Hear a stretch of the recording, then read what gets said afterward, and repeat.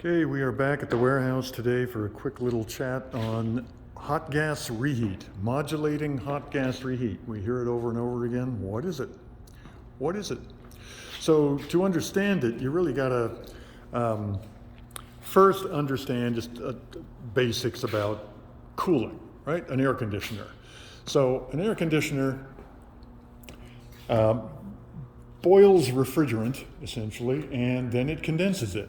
How does it do that? So you got a kettle on your stove in the kitchen. What do you need to do to make the water boil? You got to add heat energy, and then it turns into steam. It's exactly what we do here in our evaporator. We bring air from the space down on the sales floor, bring it up here.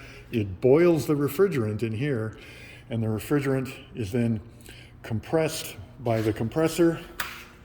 Now it's a hot gas, right? It's a hot gas, and it's sent over to the condenser coil. Okay, now the condenser coil you can think of as the window in your kitchen. If it's cold outside, all that steam that boiled off of your kettle is now condensing on your window. That's what the condenser does. So we're going to cool this hot gas off, and in so doing, it's going to turn back into liquid, and the whole cycle begins all over again. Okay. Now, in your residential air conditioner, you got this thing out in your yard, and it's blowing hot air out when it's in active service in the middle of summertime, right?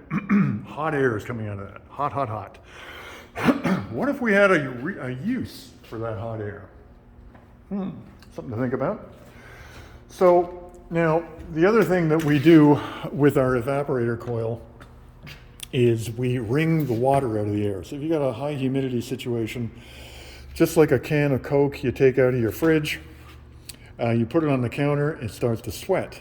So the surrounding air, which contains water, touches that can of pop, just like the air touching the window, and it sweats. That's the air we're reducing the humidity level just by doing that. So this thing, while it's in the cooling mode, is going to be sweating water, and that's a drain pan there, and the drain pan drains out here. So that's a good thing. We're removing moisture from the air. But what if our dehumidification load down in the space is greater than our cooling load?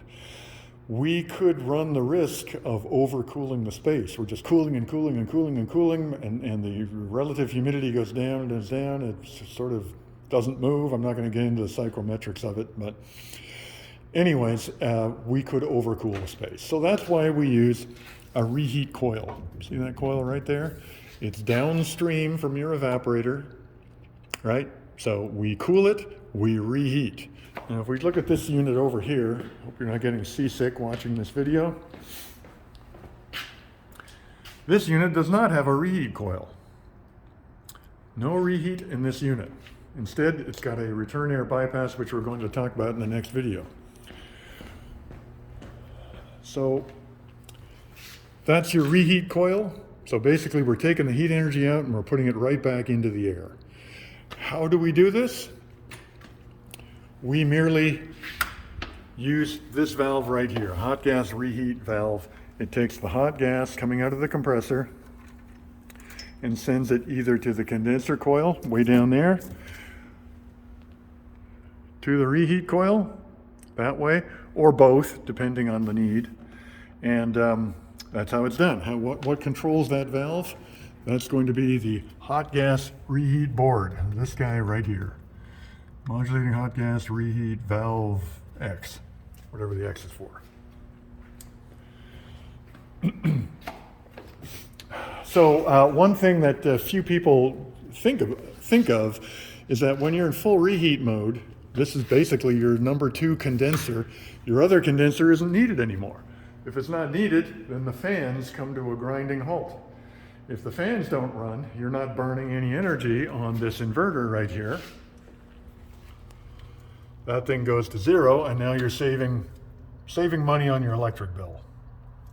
All right, I think we covered it all.